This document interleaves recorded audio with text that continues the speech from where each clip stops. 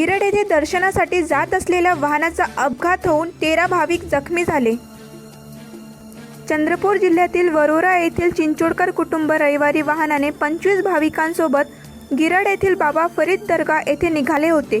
त्यांचे वाहन फरीद टेकडीवर आले असता त्यांच्या वाहन चालकाचे वाहनावरील नियंत्रण सुटले आणि वाहन जागीच पलटी झाल्याने वाहनातील 13 जणांना दुखापत झाली आहे।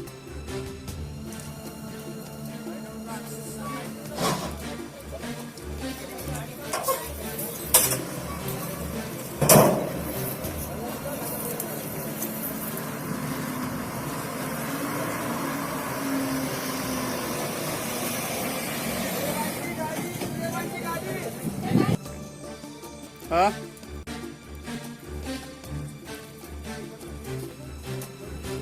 है ना, उसका वीडियो भी है मेरे पास।